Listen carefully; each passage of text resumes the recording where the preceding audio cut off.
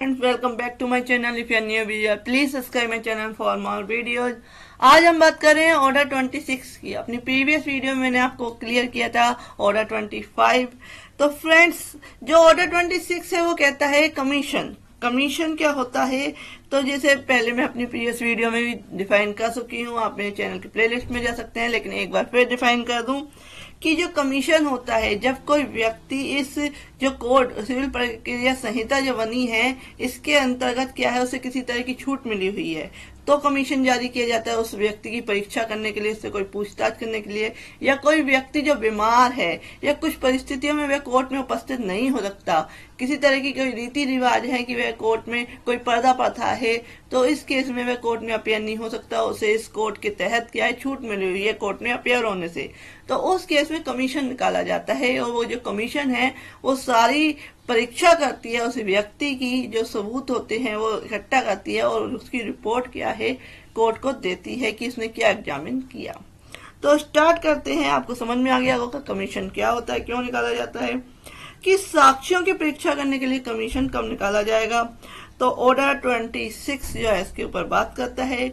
इसका रूल 1 कहता है केसेज इन विच कोर्ट में issue commission to examine witness, वे मामले जिसमें न्यायालय साक्षी की परीक्षा के लिए कमीशन निकाल सकेगा। तो वो कौन कौन से मामले हैं?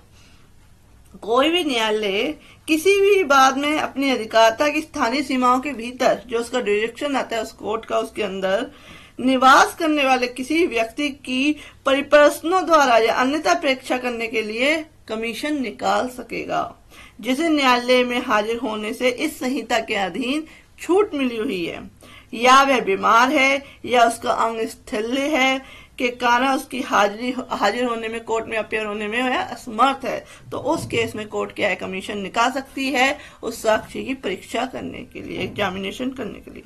परंतु परिपर्सनों द्वारा क्या है, परीक्षा के लिए कमीशन तब तक नहीं निकाला जाएगा जब तक कि न्यायालय ऐसे कारणों से जो लेखबद्ध किए जाए ऐसा करना आवश्यक ना समझे। जो परिपर्सन है, एग्जामिनेशन है, उसके लिए क्या है, जो कमीशन है वह तब तक नहीं निकाला जाएगा जब कोर्ट उसकी केस की परिस्थितियां जब तक नहीं देख लेता। तो इसमें स्पष्टीकरण दिया हुआ है, एक्सप्लेनेशन दिया हुआ है। न्यायालय इस नियम के प्रयोजन के लिए ऐसे प्रमाण पत्र को जो किसी व्यक्ति की बीमारी, अंग से तिल्ले के साक्ष्य के रूप में किसी रजिस्ट्रीकृत चिकित्सा व्यवसाय द्वारा हस्ताक्षरित जो है किया गया, तात्पर्य है चिकित्सा व्यवसाय की साक्षी के रूप में आहूत किया गया जो है बिना स्वीकार कर सकेगा। यानी कि जो चिकित्सा अधिकारी है उसके द्वारा उसे सर्टिफिकेट मिलना होना चाहिए कि ये व्यक्ति बीमार है, ये कोर्ट में अपेयर नहीं हो सकता, उसके बाद ही क्या है कमीशन निकालेगा। नेक्स्ट आते हैं रूल 2। रूल 2 कहता है कमीशन के लिए आदेश, order for commission.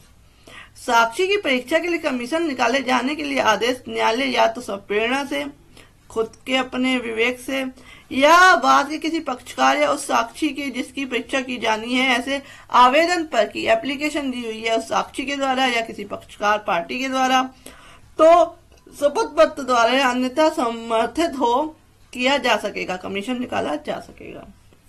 Rule 3। Rule 3 कहता है जहां साक्षी न्यायालय की अधिकारिता के भीतर निवास करता है, where witness residing within court's jurisdiction, जो व्यक्ति कमीशन निकालने वाले न्यायालय की अधिकारिता की स्थानीय सीमाओं के भीतर निवास करता है, उसकी परीक्षा करने के लिए कमीशन किसी ऐसे व्यक्ति के नाम निकाला जा सकेगा जो न्यायालय उसका निष्पादन कराने के लिए ठीक समझे। तो इसके नाम से जो व्यक्ति इसका एग्जीक्यूशन करा सकता है उसके नाम से कमीशन निकाल सकता है। नेक्स्ट आते हैं रूल 4। रूल 4 कहता है person for whose examination commission में इश्यू, वे व्यक्ति जिनकी परीक्षा करने के लिए कमीशन निकाला जा सकेगा। वे कौन कौन से व्यक्ति है? जो कोई भी, एनी कोर्ट में be any suit issue a commission for the examination और इंट्रोगेटरी ऑफ अदर्स अदरवाइज ऑफ, अपनी अधिकारिता की स्थानीय सीमाओं से परे निवासी किसी भी व्यक्ति की, किसी भी ऐसे व्यक्ति की जो ऐसी सीमाओं को उस तारीख से पहले छोड़ने वाला है जिसको न्यायालय में परीक्षा की जाने के लिए वह अपेक्षित है, सरकार की किसी भी ऐसे व्यक्ति की जिसके बारे में न्यायालय की राय है कि वह लोक सेवा का उपाय किए बिना हाजिर नहीं हो सकता, या परिपर्सनों द्वारा अन्यथा परीक्षा करने के लिए कमीशन किसी विवाद में निकाल सकेगा। परंतु जहां किसी व्यक्ति को आदेश 16 के नियम 19 के अधीन न्यायालय में स्वयं हाजिर होने के लिए मजबूर नहीं किया जा सकता है, वहां उसका यदि साक्ष्य न्यायालय के हित के लिए आवश्यक समझा जाए तो उसकी परीक्षा के लिए कमीशन निकाल सकता है।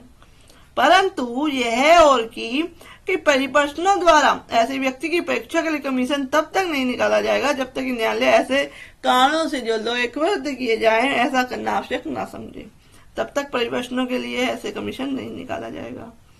नेक्स्ट कहते हैं, सब रूल 2 कहता है इसका कि ऐसा कमीशन उच्च न्यायालय में भिन्न किसी भी ऐसे न्यायालय के नाम जिसके अधिकार तक स्थानीय सीमाओं के भीतर ऐसा व्यक्ति निवास करता है, या किसी भी प्लीडर या अन्य व्यक्ति के नाम जिसे कमीशन निकालने वाला न्यायालय नियुक्त करे निकाला जा सकेगा। नेक्स्ट कहते हैं, सब रूल 3 कहता है कि न्यायालय कोई भी कमीशन इस नियम के अधीन निकालने पर यह आदेश देगा कि कमीशन उस न्यायालय को या उसके अधीन न्यायालय को लौटाया जाएगा। तो ये सारा क्या कहता है, रूल 4। रूल 4A क्या कहता है? रूल 4A कहता है कि न्यायालय की स्थानीय सीमाओं के भीतर निवास करने वाले व्यक्ति की परीक्षा के लिए कमीशन। इस नियम की कोई भी बात commission for examination of any person resident within the local limit of the jurisdiction of the court. इन नियमों की कोई बात होते हुए भी कोई न्यायालय किसी बात में न्याय के हित के लिए या मामले को शीघ्र निपटाने के लिए या किसी अन्य कारण से अपनी अधिकारता की स्थानीय सीमाओं के भीतर निवास करने वाले किसी व्यक्ति की परिपर्शन या अन्यथा परीक्षा करने के लिए कमीशन निकाल सकेगा, और इस प्रकार अभिलिखित साक्ष्य को साक्ष्य में पढ़ा जाएगा। जो इस तरीके से कमीशन निकालने पे जो साक्ष्य है वो एज इट इज एविडेंस के रूप में पढ़ा जाएगा। ये कहता है रूल 4A। रूल 5 क्या कहता है? रूल 5 कहता है कमीशन और request to examine witness not within India. जो साक्षी भारत के भीतर नहीं है उसकी परीक्षा करने के लिए कमीशन या अनुरोध पत्र। जो व्यक्ति जहां किसी न्यायालय का जिसको किसी ऐसे स्थान में निवास करने वाले व्यक्ति की जो भारत के भीतर का स्थान नहीं है परीक्षा करने के लिए कमीशन निकालने के लिए क्या है, आवेदन किया गया है, समाधान हो जाता है कि ऐसे व्यक्ति का साक्ष्य आवश्यक है कि जो भारत के बाहर रहता है उसकी परीक्षा करनी है, उसके लिए कमीशन निकालना है, और यह समाधान हो जाता है कि उस केस में उसकी इम्पोर्टेंस है उसकी एविडेंस की, तो वहां न्यायालय ऐसे कमीशन निकाल सकेगा और अनुरोध पत्र भेज सकेगा। When any court to which application is made for the issue of a commission for the examination of a person residing at any place not within India is satisfied that the evidence of such person is necessary, the court may issue such commission or a letter of request। अनुरोध पत्र क्या होता है, मैं आपको अपने मेरे channel पे जाएंगे तो अनुरोध पत्र के बारे में सर्च करेंगे तो आपको मिल जाएगा। नेक्स्ट आते हैं रूल 6। रूल 6 क्या कहता है? रूल 6 कहता है कमीशन के अनुसरण में न्यायालय साक्षी की परीक्षा कर सकेगा। Court to examine witness pursuant to commission. किसी व्यक्ति की परीक्षा करने के लिए कमीशन प्राप्त करने वाला हर न्यायालय उसके अनुसरण में उस व्यक्ति की परीक्षा करेगा या कराएगा। Every court receiving a commission for the examination of any person shall examine him or cause him to be examined pursuant thereto। Next आते हैं रूल 7। रूल 7 कहता है साक्षियों के अभिसाक्ष्य के साथ कमीशन का लौटाया जाना। Return of commission with disposition of witnesses.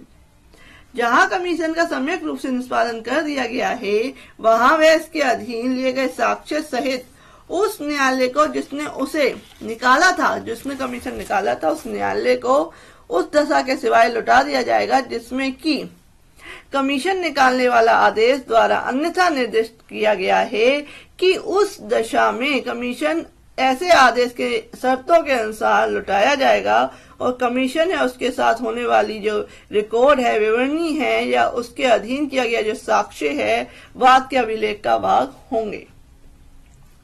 Next आते हैं रूल 8। रूल 8 कहता है when this position way we read in evidence, अभिसाक्ष्य कब साक्ष्य में ग्रहण किया जा सकेगा।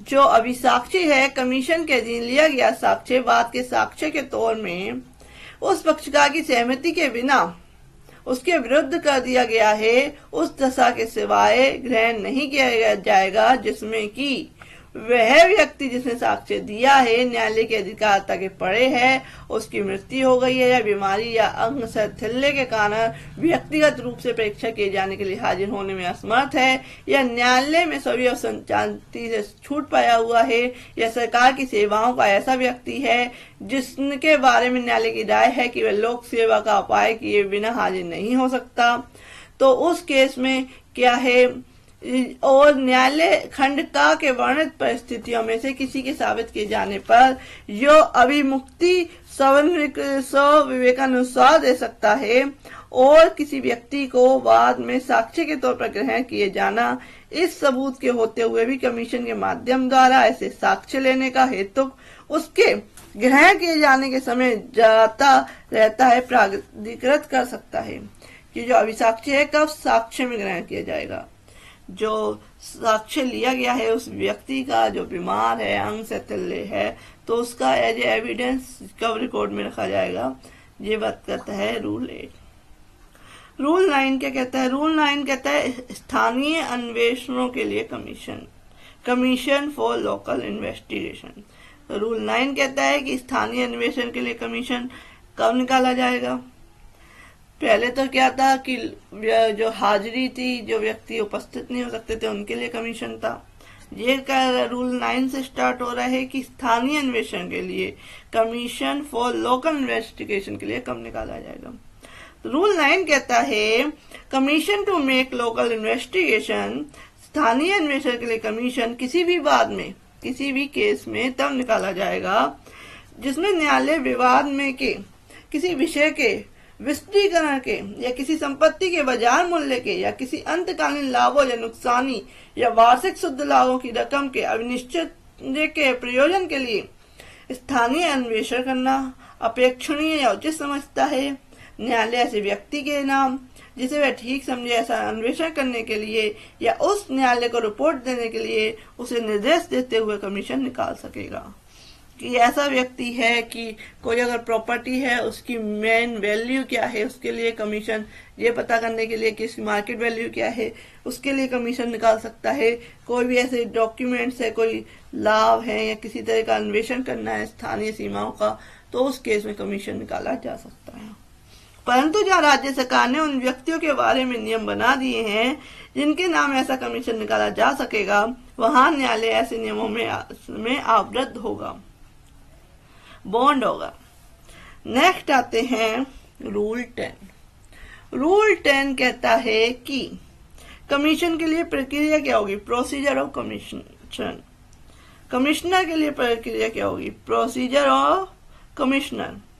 कमिश्नर ऐसे स्थानीय निरीक्षण के पश्चात जो वे आवश्यक समझे या अपने द्वारा लिए गए साक्ष्य को लिखित करने के पश्चात अपने द्वारा हस्ताक्षरित अपनी लिखित रिपोर्ट सहित ऐसे साक्ष्य को न्यायालय में भेजेगा या लौटाएगा। जो कमिश्नर है जिसने की साक्ष्य लिया है, ऐसे स्थानीय साक्ष्य लिया है या किसी व्यक्ति का साक्ष्य लिया है, तो वह अपने द्वारा हस्ताक्षरित करेगा और उसे कोर्ट में लौटाएगा। इसका सब रूल 2 कहता है कि रिपोर्ट और अभिसाक्ष्य बाद में साक्ष्य होंगे। कमिश्नर की व्यक्तिगत रूप से परीक्षा की जा सकेगी। Report and disposition of to be evidence in suit. कमीशन की रिपोर्ट या उसके द्वारा लिया गया साक्ष्य, ना कि साक्ष्य रिपोर्ट के बिना।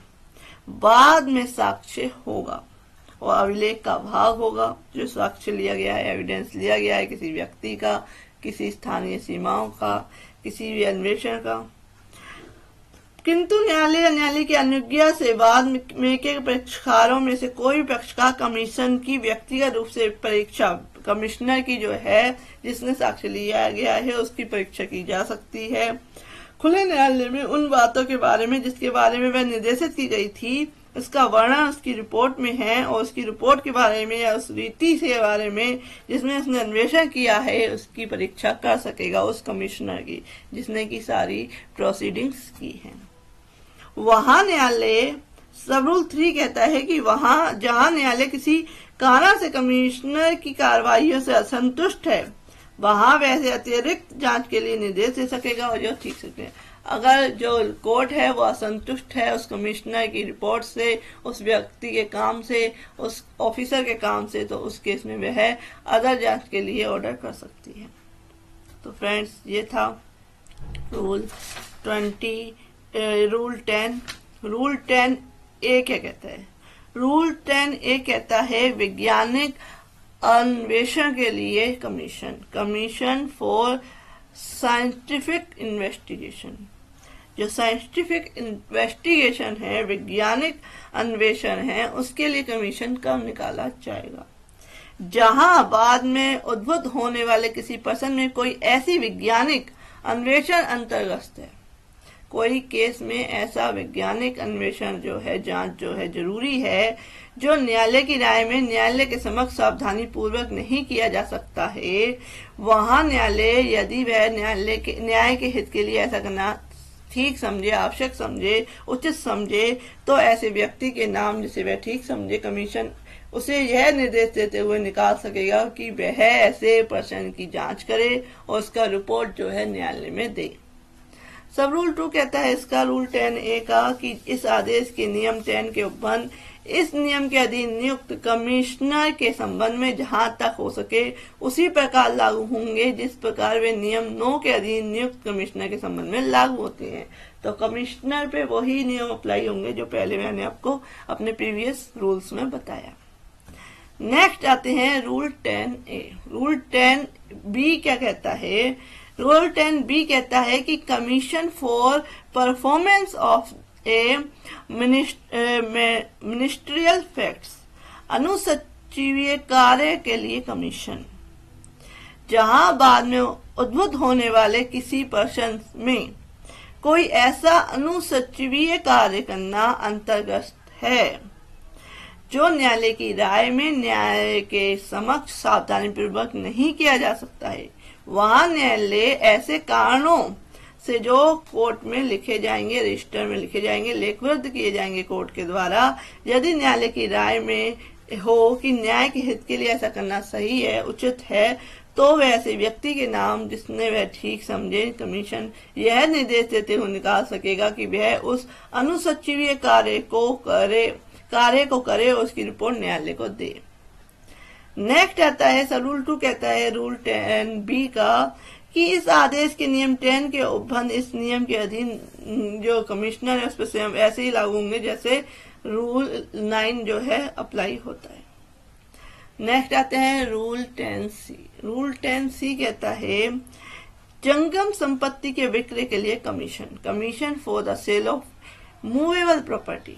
जहां किसी बाद में किसी ऐसी जंगम संपत्ति का या जो बाद के अवधारण के लिए लंबित रहने के दौरान न्यायालय की अभिरक्षा में है, कोर्ट की पोजीशन में है और जो सुविधा पूर्वक परिरक्षित नहीं की जा सकती है, विक्रय करना आवश्यक हो जाता है, वहां न्यायालय ऐसे कारणों से जो लेखबद्ध किए जाएंगे, यदि न्यायालय को यह ठीक समझता है, उसकी राय है कि न्याय के हित के लिए ऐसा करना समीचीन है, उचित है, तो ऐसे व्यक्ति के नाम जो वह ठीक समझे कमीशन उसे यह निर्देश देते हुए निकाल सकेगा कि वह ऐसे विक्रय का संचालन करे, उसका रिपोर्ट न्यायालय को दे।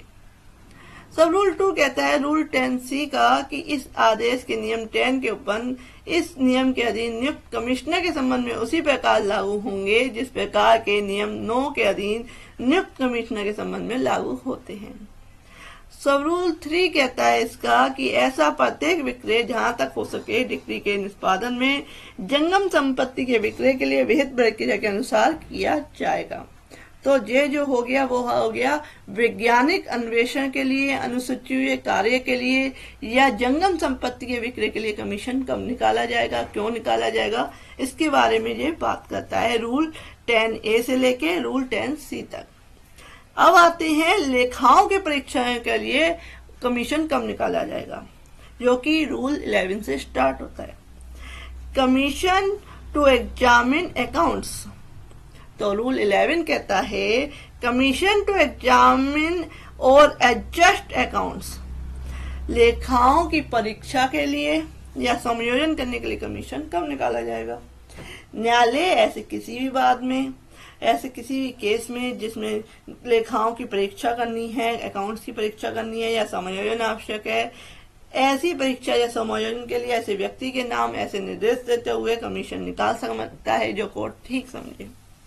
रूल 12 कहता है कि न्यायालय कमिश्नर को आवश्यक अनुदेश देगा। Court to give commissioner necessary instruction, न्यायालय कमिश्नर को कार्रवाइयों को ऐसा भाग या ऐसा अनुदेश देगा कि आवश्यक हो कि ऐसे अनुदेशों में यह स्पष्टता निर्दिष्ट करेगा, ऐसा लिखेगा कि क्या कमीशन केवल उन कार्रवाइयों को प्रदर्शित करे जिन्हें वह ऐसी जांच में करता है और इन बातों के बारे में अपनी एक रिपोर्ट तैयार करे और उसकी परीक्षा के लिए निर्देशित जो की गई है उसकी परीक्षा करे। नेक्स्ट कहते हैं कि सब रूल 2 कहता है कि कार्रवाइयां या रिपोर्ट साक्ष्य होंगी और न्यायालय अतिरिक्त जांच निर्दिष्ट कर सकेगा। Proceeding and report to be evidence, evidence के रूप में क्या है? प्रोसीडिंग्स जो रिपोर्ट है वो एविडेंस कहलाएंगी और कोर्ट में भी डायरेक्ट फर्दर इंक्वायरी, और फर्दर इंक्वायरी अगर वह संतुष्ट रहता है कोर्ट तो वह फर्दर इंक्वायरी करवा सकता है।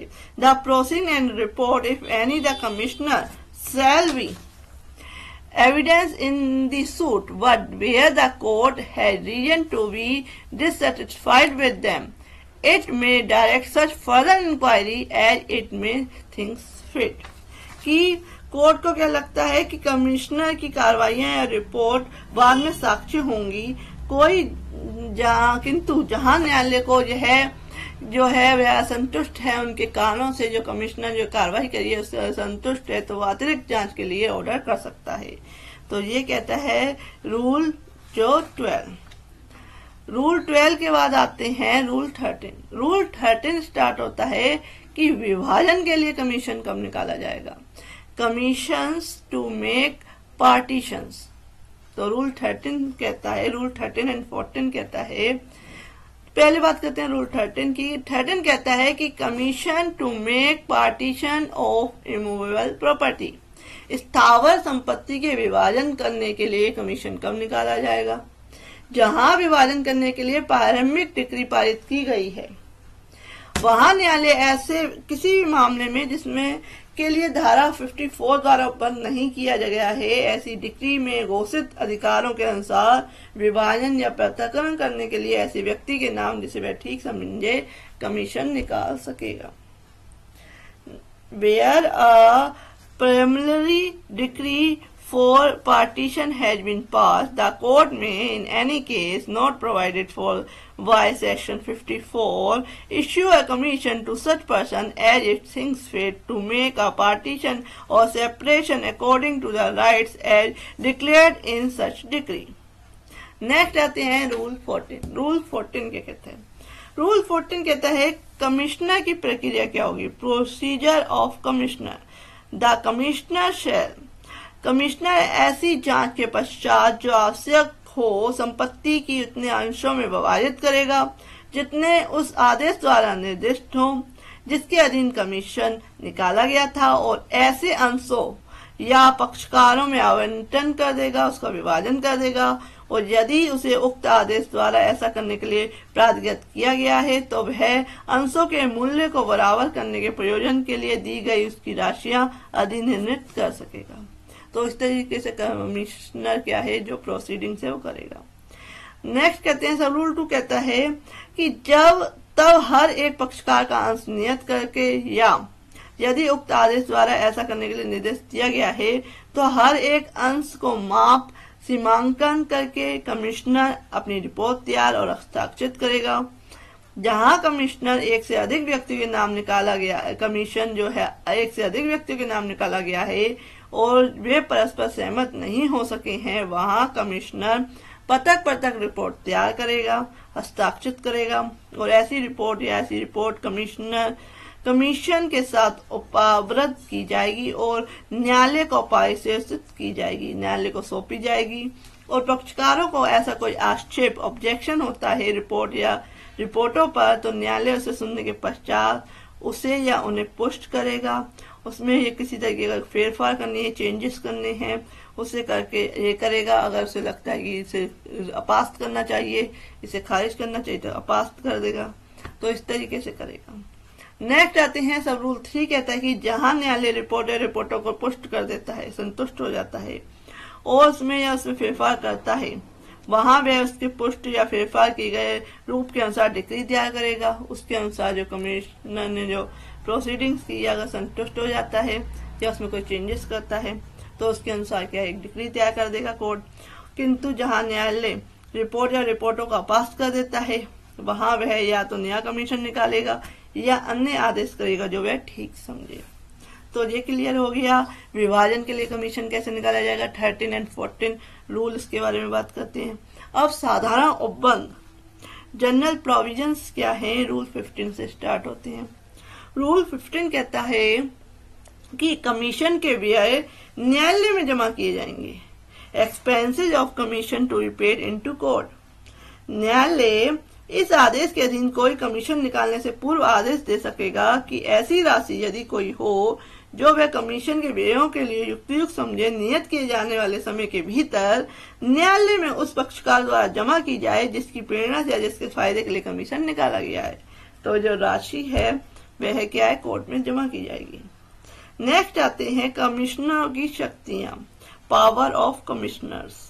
तो क्या पावर्स है कमिश्नर को। इस आदेश रूल 16 कहता है कि इस आदेश के अधीन नियुक्त कोई भी कमिश्नर उस दशा के सिवाय जिसमें नियुक्ति के आदेश द्वारा उसे अन्यथा निर्दिष्ट किया गया हो, स्वयं पक्षकार की या ऐसे साक्षी की जिसे वह या उसके लिए पेश करे, या ऐसे अन्य व्यक्ति की जिसे कमिश्नर अपने को निर्देशित मामले की साक्ष्य देने के लिए बुलाना ठीक समझे, परीक्षा कर सकेगा। ये पावर है। जांच के विषय में सुसंगत दस्तावेजों या अन्य चीजों को मंगवा सकेगा और उसकी परीक्षा कर सकेगा। नेक्स्ट है कि आदेश में वर्णित किसी भूमि या निर्माण के भीतर किसी युक्ति समय में प्रवेश कर सकेगा। उस तरह की पावर दी हुई है कमिश्नर को रूल 16 के तहत। नेक्स्ट आते हैं रूल 16A। रूल 16A कहता है कि वे पर्सन जिस पर कमिश्नर के समक्ष आक्षेप किया जाता है और questions object to before the commissioner, where any question put to the witnesses to object to by a party or his pleader in proceedings before the commissioner appointed under this order। जहां इस आदेश के अधीन नियुक्त commissioner के समक्ष कार्रवाइयों में साक्षी से पूछे गए किसी पर्सन पर किसी पक्षकार या उसके प्लीडर द्वारा आक्षेप किया जाता है, ऑब्जेक्शन किया जाता है, वहां कमिश्नर पर्सन उत्तर आक्षेप को इस प्रकार आक्षेप करने वाले यथास्थिति पक्षकार प्लीडर के नाम लिखेगा। परंतु कमिश्नर किसी ऐसे पर्सन का जिस पर विशेषाधिकार के आधार पर आक्षेप किया जाता है उत्तर नहीं लिखा गया, किंतु वह साक्षी की परीक्षा विशेषाधिकार का पर्सन न्यायालय द्वारा निश्चित कराने के लिए पक्षकार पर छोड़ते हुए जारी रख सकता है। और जहां न्यायालय निश्चित करता है कि विशेषाधिकार का कोई प्रश्न नहीं है, वह साक्षी को कमिश्नर द्वारा पुनः बुलाया जा सकेगा और उसके द्वारा अपेक्षा की जा सकती है और न्यायालय द्वारा उस प्रश्न के बाबत जिस पर आक्षेप विशेषाधिकार के आधार पर किया गया था साक्षी परीक्षा की जा सकती है। सब रूल 2 कहता है कि उपनियम 1 के अधीन लिखे गए किसी उत्तर को बात के साक्ष्य के रूप में न्यायालय के आदेश के बिना नहीं पढ़ा जाएगा। नेक्स्ट आते हैं रूल 17। रूल 17 क्या कहता है, कमिश्नर के समक्ष साक्ष्यों की हाजिरी और उनकी परीक्षा, attendance and examination of witness in before commissioner. जहां साक्ष्यों की संबंध करके साक्ष्यों की हाजिरी, साक्ष्यों की परीक्षा संबंधी या साक्ष्यों की पारिश्रमिक या उन पर आरोपित किए गए किसी शास्ति दंडादेश संबंधी इस संहिता के उपबंध उन व्यक्ति को लागू होंगे जिनसे साक्ष्य देने या दस्तावेज पेश करने की अपेक्षा इस आदेश के अधीन की गई है, चाहे वह कमीशन जिसका निष्पादन करने में उसने ऐसी अपेक्षा की गई है भारत की सीमाओं के भीतर स्थित न्यायालय द्वारा या भारत की सीमाओं के परे स्थित न्यायालय द्वारा निकाला गया हो, या कमिश्नर के बारे में इस नियम के प्रयोजन के लिए समझा जाएगा कि वह सिविल न्यायालय है। परंतु जहां कमिश्नर सिविल न्यायालय का न्यायाधीश नहीं है, तब वह शास्तियां आरोपित करने के लिए सक्षम नहीं होगा, किंतु ऐसे कमिश्नर के आवेदन पर ऐसी शास्तियां उस न्यायालय द्वारा जिसने कमीशन निकाला है आदि आरोपित की जा सकेंगी। नेक्स्ट कहते हैं सब रूल 2 कहता है और रूल 17 का कि कमिश्नर कोई ऐसी आदेश का निकालने के लिए जिसे वह साक्षी के नाम या उसके विरुद्ध निकालना आवश्यक समझे, ऐसे किसी न्यायालय से जो उच्च न्यायालय नहीं है जिसकी स्थानीय सीमाओं के भीतर ऐसा साक्षी निवास करता है आवेदन कर सकेगा, और ऐसा न्यायालय सवैकस्वर ऐसी आदेश का निकाल सकेगा जो वह युक्तियुक्त ठीक समझे। नेक्स्ट आते हैं रूल 18। रूल 18 क्या कहता है? रूल 18 कहता है पक्षकारों का कमिश्नर के समक्ष समझात होना, party to appear before commissioner. जहां कमीशन इस आदेश के अधीन निकाला गया है, वहां न्यायालय निर्देश दे सकेगा कि बात के पक्षकार जो है, जो पार्टी है केस के, वह कमिश्नर के समक्ष या तो स्वयं या अपने अभिकर्ता या कोर्ट एडवोकेट के द्वारा उपसंजात हो, कोर्ट अपेयर हो उस कमिश्नर के सामने। जहां सभी पक्षकार उनमें से कोई इस प्रकार उपसंजात ना हो, वहां कमिश्नर अपनी उसकी अनुपस्थिति में कार्रवाई कर सकता है। नेक्स्ट आते हैं रूल 18A। रूल 18A कहता है कि निष्पादन कार्रवाइयों को आदेश का लागू होना, इस आदेश के उपबंध दिक्ति या आदेश के निष्पादन की कार्रवाइयों में जहां तक हो सके लागू होंगे। 18B कहता है कि न्यायालय द्वारा कमीशन निकालने के लिए लौटाने के लिए समय नियत किया जाएगा। कमीशन निकालने वाला न्यायालय वह तारीख नियत करेगा जिसको या जिसके पूर्व कमीशन निष्पादन के पश्चात उसको लौटाया जाएगा, और इस प्रकार नियत की गई तारीख बढ़ाई नहीं जाएगी सिवाय उस दशा में जिसमें न्यायालय का ऐसे कारणों से जो लेखबद्ध किए जाएं यह समाधान हो जाता ही तारीख बढ़ाने के लिए कोई पर्याप्त कारण है, पर्याप्त हेतु है, अदरवाइज इसकी तारीख जो है नहीं बढ़ाई जाएगी। नेक्स्ट अब हम बात करते हैं जो कि है विदेशी अधिकरणों की प्रेरणा पर निकाले गए commission. Commissions issued at the instance of foreign tribunals. वे मामले जिसमें उच्च न्यायालय साक्षी की अपेक्षा करने के लिए कमीशन निकाल सकेगा। रूल 19 कहता है case in which high court में issue commission to examine witnesses if a high court is satisfied. यदि उच्च न्यायालय का यह समाधान हो जाता है किसी विदेश में स्थित कोई विदेशी न्यायालय अपने समक्ष की गई कार्रवाइयों से किसी साक्षी की साक्ष्य प्राप्त करना चाहता है, या कार्रवाई सिविल प्रकृति की है, या साक्षी उस न्यायालय की अपीली अधिकारिता की सीमाओं के भीतर निवास करता है, तो नियम 20 के अधीन उपबंधों के अधीन रहते हुए वह ऐसे साक्षी की परीक्षा कराने के लिए कमीशन निकाल सकेगा। उपनियम 1 के खंड का ख और ग में विदिष्ट वाचों का साक्ष्य जो है वह भारत में उस विदेश के उच्चतम पंक्ति वाले काउंसलिंग ऑफिसर द्वारा हस्ताक्षरित और केंद्रीय सरकार के मार्फत उच्च न्यायालय की पारित किए गए प्रमाण पत्र के रूप में अथवा विदेशी न्यायालय द्वारा निकाले गए या केंद्र सरकार के मार्फत उच्च न्यायालय को प्रेषित अनुरोध पत्र के रूप में, या विदेशी न्यायालय द्वारा निकाले गए या कार्रवाइयों के पक्षकार द्वारा उच्च न्यायालय के समक्ष पेश किए गए अनुरोध पत्र के रूप में हो सकेगा। तो अनुरोध पत्र के रूप में क्या है जो है हो सकता है। नेक्स्ट आते हैं रूल 20। रूल 20 कहता है कमीशन निकालने के लिए आवेदन, application for issue of commission. उच्च न्यायालय विदेशी न्यायालय के समक्ष की गई कार्रवाइयों के पक्षकार के आवेदन पर राज्य सरकार के अनुदेशों के अधीन कार्य करते हुए राज्य सरकार के विधि अधिकारियों के आवेदन पर नियम 19 के अधीन कमीशन निकाल सकता है। अब आते हैं रूल 21। रूल 21 कहता है कि कमीशन किसके नाम निकाला जा सकेगा, टू होम कमीशंस में बी इश्यूड।